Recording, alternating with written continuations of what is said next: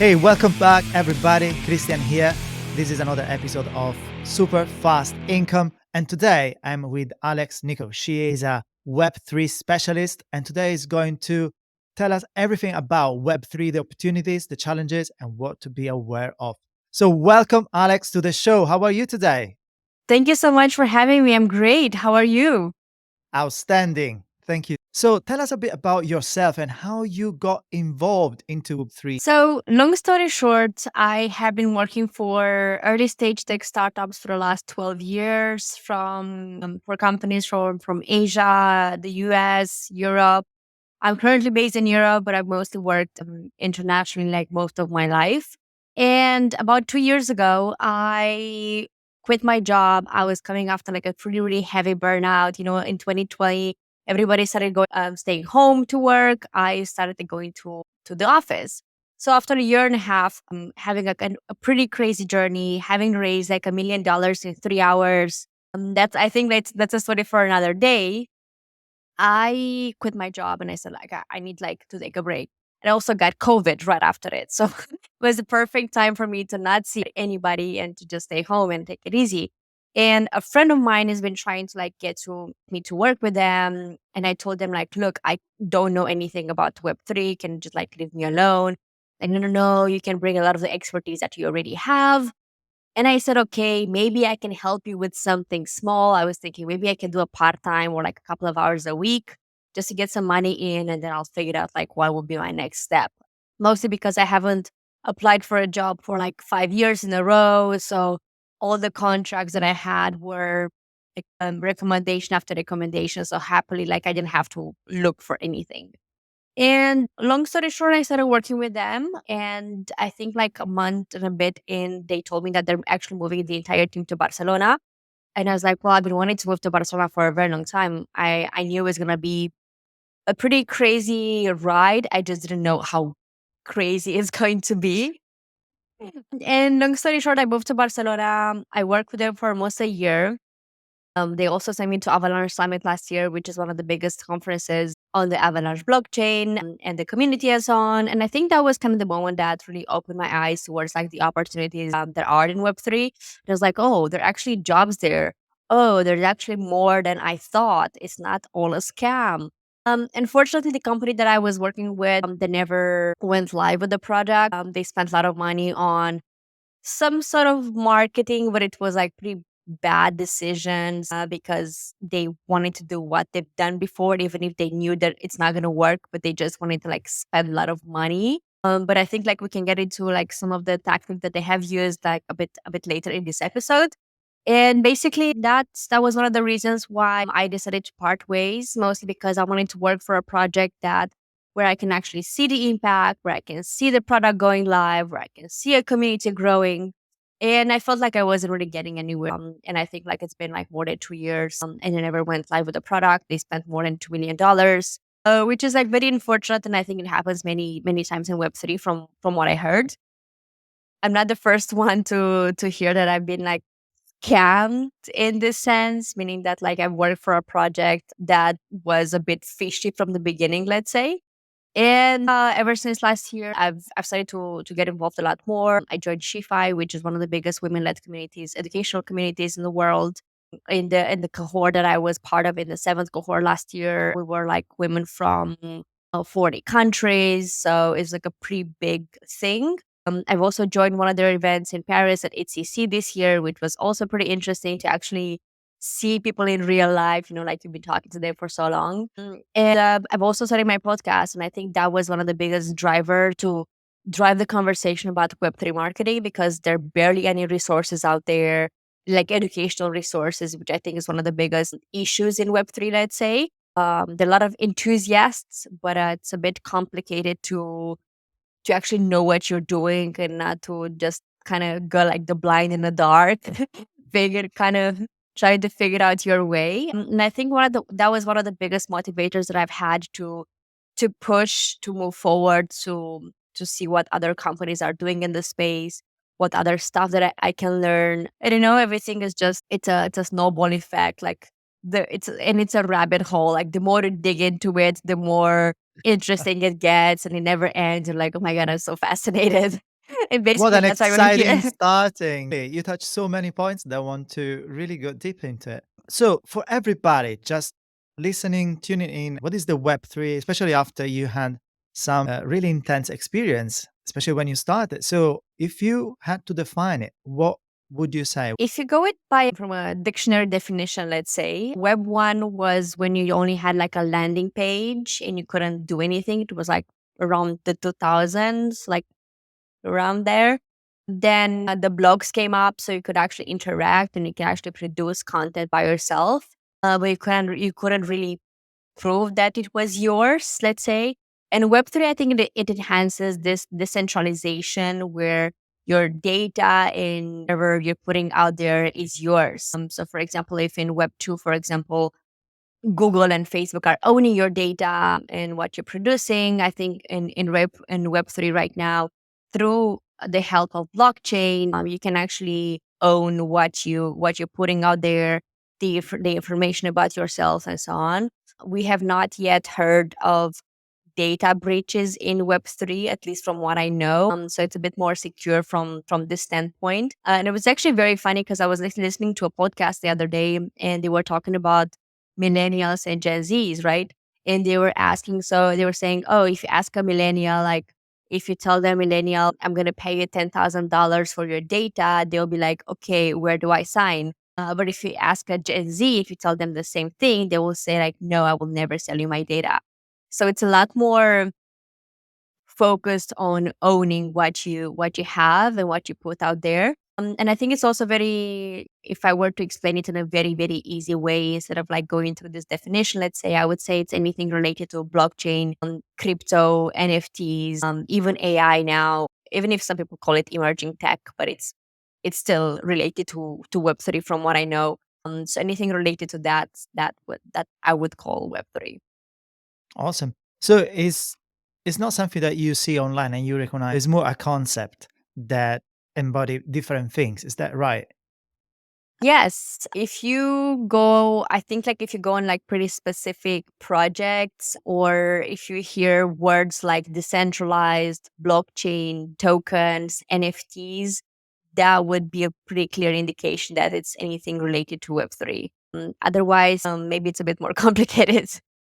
Got it. So, you said in the beginning that you got into this project and it was quite fishy and it didn't work very well for you, but you still got hooked. So, what is exactly that you like about it? To be totally honest with you, like it, there are two main things I like about it. Of course, I really relate to the data ownership, to owning, to the decentralization of stuff, and so on. I'm a big supporter of that. But at the same time, I think there are two big things that I really, really like about it. One is that, as I said, it's a rabbit hole. It's such a great learning experience for me right now. And as somebody said to me on LinkedIn the other day, I'm kind of sick of doing marketing for dentistry and lawyer office, right? Of course, like I haven't really worked for like this kind of traditional businesses, mostly tech. But at the same time, I feel like I was kind of running the same thing over and over again. Whereas right now, everything is so new. It's so exciting. There's so much to learn. So if you're an avid learner like myself, it's an amazing place to be.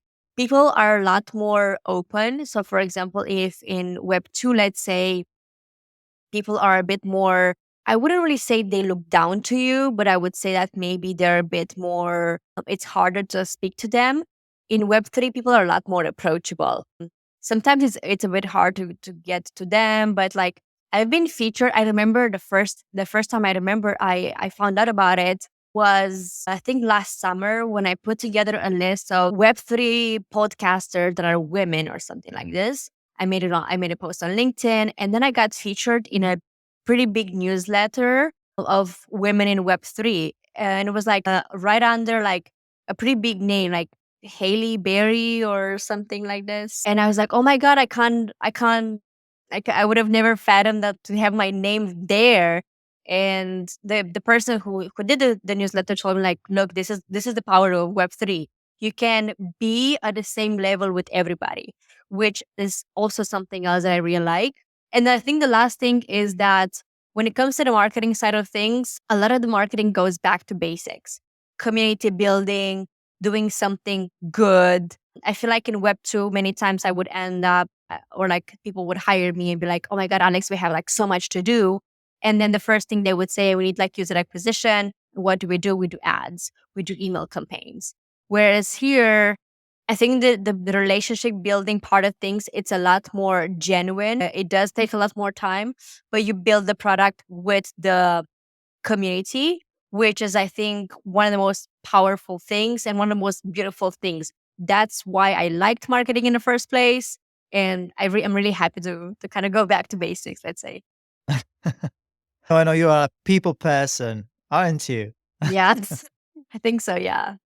All right. So, what are the opportunities? I think like if we are looking a company's standpoint, I think that's one of the most important things to mention maybe, because I think for any kind of other person like biz dev or partnerships or marketing or development and so on, I think there are opportunities like as anywhere else, right? Like the rabbit hole I was talking about.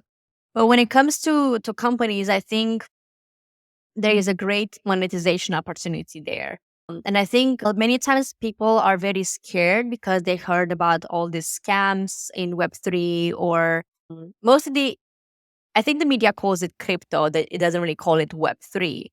So I think that's a lot of people are very scared of it. But at the same time, a lot of companies, like really big companies, they're building loyalty programs or they're getting into the metaverse and so on. And then you actually think about it and you're like, well, is there really an opportunity there or is it all scam? And to just give a couple of examples, there is, I think one of the most known, let's say, was his loyalty program that was launched, I think, last year. Can't remember exactly. I hope I'm not mistaken. That was a pretty big launch. I think Sephora also is kind of getting into Web3 with also a loyalty program. Nike has like Nike Land in the metaverse where you play a game, you get rewards, and then you transform that into like discounts for shoes.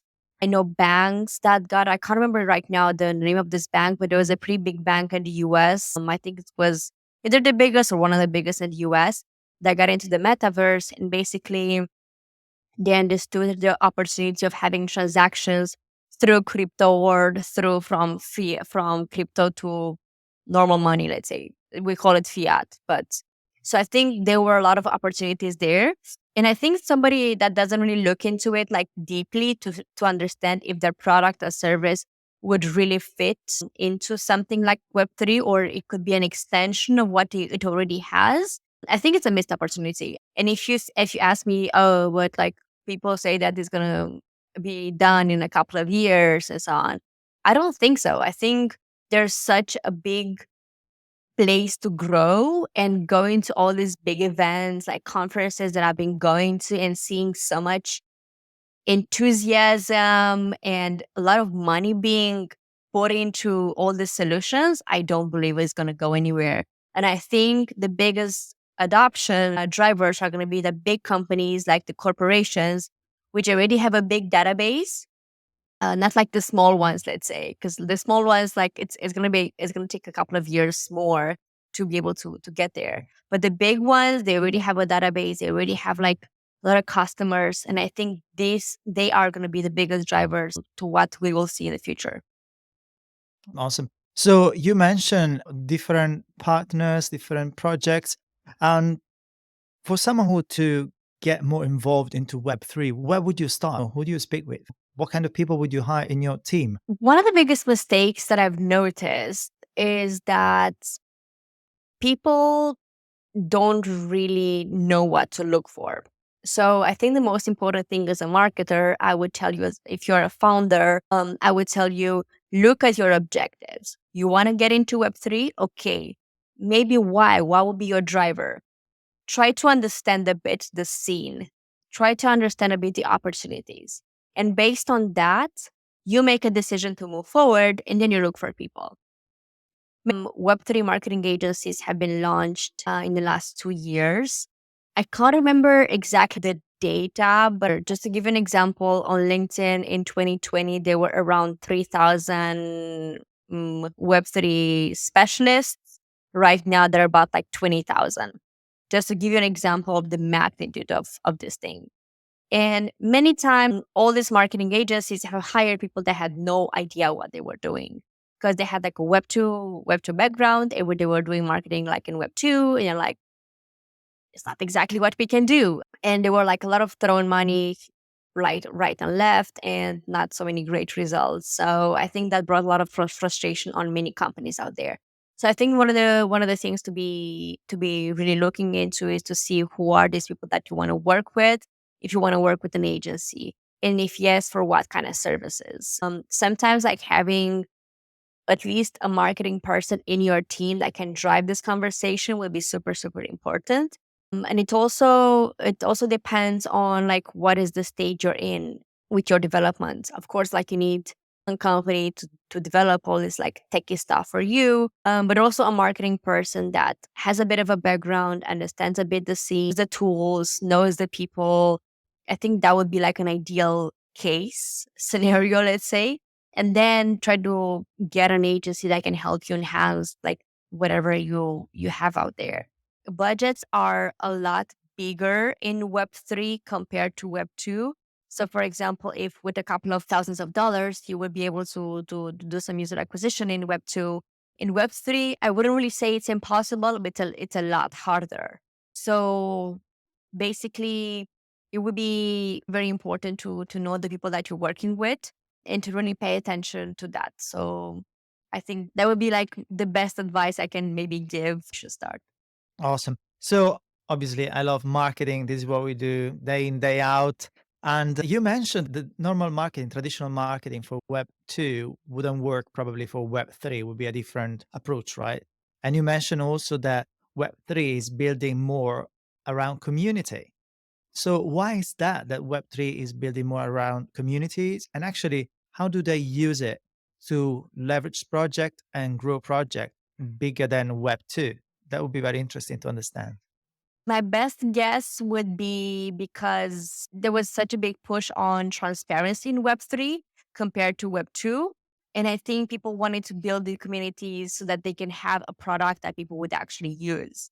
And because Web3 also enhances this part where your users are also some owners of the company that you're building through NFTs, through tokens, through all sorts of incentives.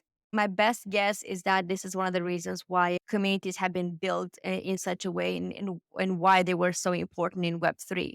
I think it makes sense because there is finance. And so they get the finance from the community and they build something that is very new. So they need also constant validation and input from the end user. So yeah, it makes sense. What are some of the biggest Web3 platforms where we can learn more? We can, check out what they're doing. I think Twitter, there's this concept called crypto Twitter. It took me a bit to figure out like what is actually this. But crypto Twitter is pretty big, and you can see a lot of really amazing people that have built or shared numbers and how their journey has been going. I know a lot of founders that have done that, and this is how they built transparency and the community around them. I know a lot of projects that have done that as well, marketers, you name it. So I think Twitter has been a platform that has been really supporting this Web3 movement, if you wanna call it like this. And I think right now there are a lot of other platforms such as like Lens Protocol or Forecaster, which are like decentralized social media platforms. And they focus a lot on the monetization and the community growth for content creators. You're just many times you're not just there to like lurk around, right? Like sometimes like you just want to build an audience. And for example, like if right now Instagram wants to take all your followers off, you can actually do that. But on platforms like this, you have a bigger, like you have access to your users, like with their email addresses, through wallet addresses. You can actually put token gated content. So it's a lot more about the ownership that I was talking initially. So I think these are some platforms that anybody should be paying a lot more attention to, especially when it comes to Web3. Okay, so I will make sure to make this one in the description of the podcast. If you are just listening to the podcast, just go to superfastincome.com and you will find it. Awesome. So, what are some of the marketing know-how that you should know about? Like, what are some of the marketing strategies that we can learn from the Gibber 3? I think like anything that's related to community building is very, very important. Something else that's also very important to mention is that Web3 has been built quite a lot on co-partnerships and co-marketing campaigns. I don't think that's discussed enough in Web2.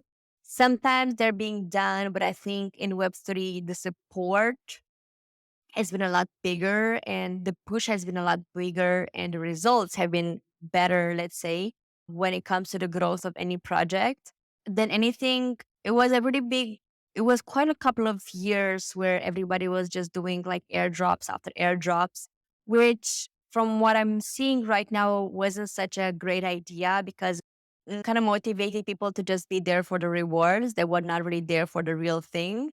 But it was many times like a lot of marketing agencies, for example, this is what they would give you, which I don't think is exactly, it's not what we're seeing so much anymore. There's still airdrops, but as long as like they're like more targeted or like you do it for like a real purpose, not to just dump some coins. Particularly, can you Gibber the concept of drops because maybe not many people know about it. I think people were just asked to do a couple of things or to register on a list, and then they would leave their wallet addresses. A wallet address is like a digital address. It's like a wallet, but it's digital basically. And then they would leave their wallet addresses, and then they would be sent some tokens from a company. The reason why many companies have done that, or one of the reasons why they have done that, is because, and there's a pretty nice logic around it, is that once somebody has your token, would be a bit more interested to see like what you're doing to support your community, to try to bring your partners and to be part of it basically because they have a stake in the game. So especially many times if they ended up with like, I don't know, some like tens of tokens at least, sometimes it would go from like very low value to a very high value, especially in the last 2 years. Let's say right now we're going through a bear market, which means that it's a lot slower. It's just a building mode. There's not so much money going around. But in the last 2 years, at least, and I can only talk about the last 2 years because that's what I've been around for how long I've been around. That's one of the reasons why yeah, these companies have done that, and a lot of projects have like doubled, tripled their value, or like maybe I know projects that have ended up with tokens that had like that grew their value like 10 times in just like in a very very short amount of time, which means that a lot of people got rich this way, and then maybe dumped them, which means that they sold them, and they right now they don't have it. So it was like very speculative thing, and that's one of the reasons why airdrops maybe are not so popular anymore. Even if like the main reasoning was like super smart and it made a lot of sense. But this thing with the speculation and you being allowed to sell your tokens like right after it increased in price, it kind of damaged a lot of projects because then you sell the tokens and then the price goes down again. So basically it affects like the long term perspectives, let's say. So that's one of the reasons why things were a bit more complicated. And what else to mention? I think like loyalty programs was something that was very, very important or is very, very important in Web3. And it's very funny because like absolutely every single time I go to an event or I meet other people, they're like, oh my God, Alex, Web3 marketing is so different from Web2. No, it's not. Who will tell you this? It's not. Basically, the concepts are the same. Marketing is the same. It was the same 20 years ago. It was the same 10 years ago. It's the same right. The only thing is that maybe concepts change, maybe approaches change, maybe toolings are being changed. There are a couple of hundreds new tools like CRMs or loyalty programs or analytics tooling for like blockchain and so on, which it's a bit different, or like the kind of data that you're tracking is a bit different from what you would normally do as a marketer or as a founder or like as anybody that's looking at numbers, but basically the concepts are the same. So going back to the loyalty programs, there were similar stuff in Web 2 as well. Right now, there may be a bit more enhanced in Web3 through all sorts of incentives. The gamification side of things, it's a lot bigger, but they're basically same as different. We both lived in Asia. I think we know the concept. That's kind of that's kind of what I would call a couple of differentiators when it comes to like Web 2 to Web 3. There are, of course, there are a lot more and like stuff that you would use in Web 2 that don't work the same way. But at the same time, this would be some things to pay attention to. You mentioned partnership. So when you said partnership, do you mean partnership with influencers? You mean partnership with companies? You mean all sort of partnerships? Like how the Web3 leverage partnerships to grow their impact, influence, their projects? How do they do? When I refer to partnerships, I'm mostly referring to to partnering with other companies in Web 3. Most because they were interested in your product, maybe because it was great for their community, maybe because they were bigger, maybe because they were supporting you. It doesn't really matter. So this partnership between like two or multiple Web 3 companies has been something to look into and something that a lot of companies have been taking advantage of. Something else, you mentioned influencer marketing. Influencer marketing has been really, really big in Web 3, and I think still is. The only thing is that I think in Web 3, there are two things which I think they're not in Web 2. I think in Web 2, they call it all influencers, whereas in Web 3, they call it influencers and KOLs, key opinion leaders. And these key opinion leaders are people who actually have an opinion in the space. They're building their entire brand around there. Whereas influencers, they're just like people randomly promoting stuff or they have an audience and so on. And to give an example, we used to work with an agency and they had to send us like a list of 10 influencers to work with. And I do not exaggerate, 100% of them, they were random projects, zero value. It looked like there was a bot like behind that account. And some of them had like a very, very big reach, like 50,000 followers, 100,000 followers. But if you looked at the engagement was like super, super low, was really bad. And it was just a bunch of shilling of projects for like no real reason. And we realized that this is actually going to damage our brand long term, because what if somebody starts like commenting randomly about like the project that were there, which is exactly what happened. So after one post, like we didn't want to do it anyway, but like after one post, we're like, let's stop this. Like this is not going to get us anywhere. And it didn't even get us like a click on the website. Imagine that. It was so bad. And you can't have that with 100,000 followers. Like it's ridiculous.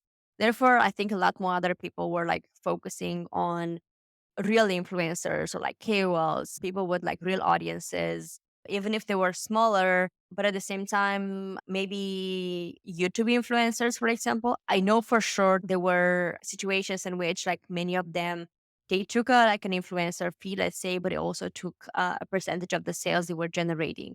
And I know somebody who's done over $1 million in sales through their YouTube channel and through what they were promoting, which means that this is the kind of partnership that you want to look into. Otherwise, it's you should not be like throwing your money away, to be totally honest with you. I don't know if you can share some numbers, but how much an influencer get paid to promote some sort of Web3 project on average?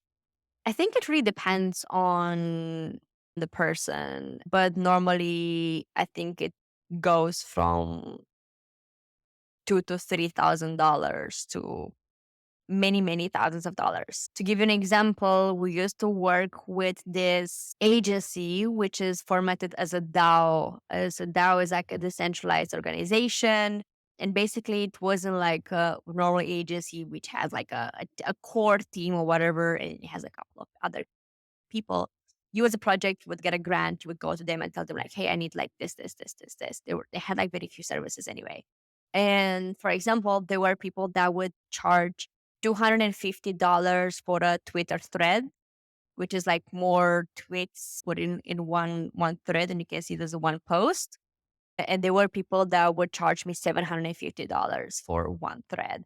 Of course, you work on it, but I don't think it would take you more than 2 hours to do that, which means that you charge me 300 more than $300 per hour, which is pretty high fee if you ask me. That's why I was saying that if you are planning to get into Web3, you should expect pretty big like prices. But at the same time, if you do it right, I think the returns are going to be much bigger. So, yeah.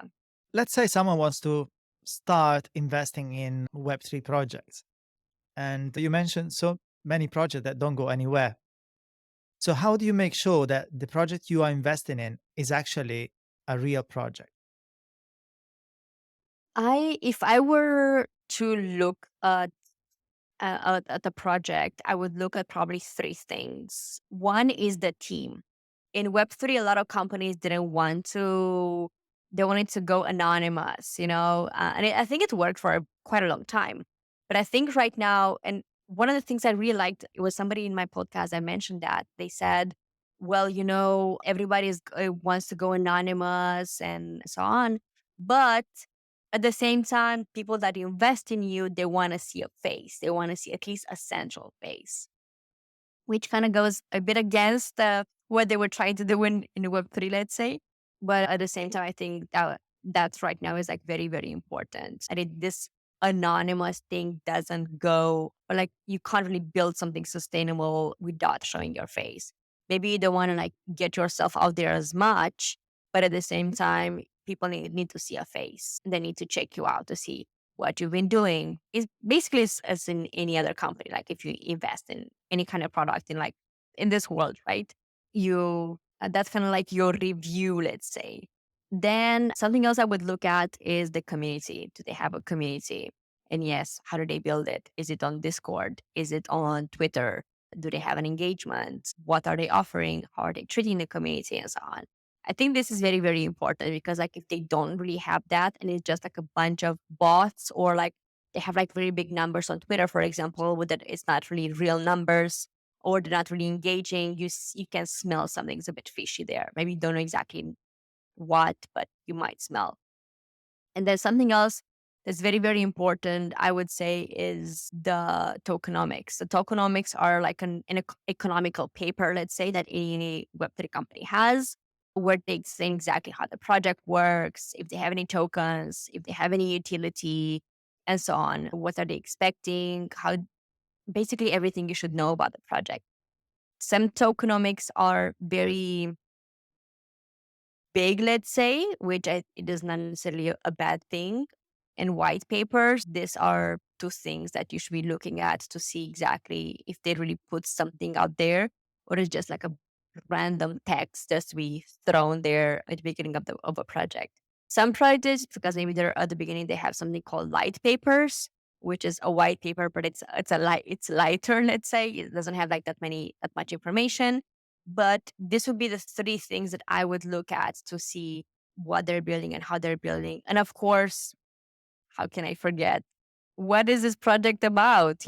Because I think many times people were just building products and they had like a really big chance of like being successful in the sense that like it could make a lot of money, but it had no real utility. So if you want something longer term, I think the real utility would be something very important to look at. Yeah, I think it's full of scam still, and we need some cleanup of the Web3 scenes before more people will join and we contribute to projects to grow together through. So, how do you help people? Why people should reach out to you? Because I think it's so new that it's even difficult to understand how to engage with people that are gift specialists. So I offer a couple of services. I offer services such as marketing strategy, where I can help you like set up the goals and move forward. I also help on the user growth side of things. I have some really, really good partners that I trust because user growth is not exactly done like in Web2 when you just like throw a bunch of money in ads. This is a bit of a more difficult situation. Therefore, I think it's something that I can do and I can help with. Anything related to like brand marketing. Awesome, awesome. Alex, thank you so much for your time and for bringing us into the divide. I'll talk to you soon. Take care. Thank you.